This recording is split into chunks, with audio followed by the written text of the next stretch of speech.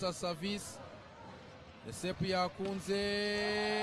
The Uganda Volleyball Federation have entered both the women's and men's national teams in this year's African Nations Championships, due to take place in Cameroon and Egypt respectively, with a target of qualifying for their first ever World Volleyball Championship. Uganda Volleyball Federation President Sadiq Nasiwu, however, says Uganda's preparations and participation at both the women's and men's events is hampered by lack of funds to facilitate the teams. We are waiting, and we are still waiting, though we are doing all the preparations to get the funding for this team, because this is a big toll.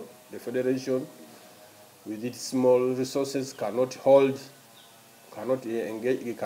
manage this budget. Sadiq says, in spite of the problem, the federation has secured air tickets for the women's team from borrowed money. But we have talked to our bosses, the government, to come to our rescue, and we are confident, by virtue that already a figure was mentioned to us in this budget allocations, and we are going with the other preparations.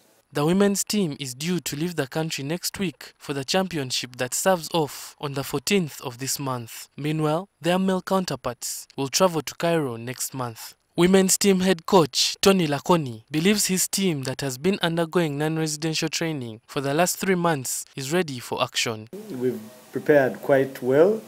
These players have been doing a lot of competition with their clubs. We had a Poro Cup in June, and now we've had the KVC Memorial, and most of them were playing.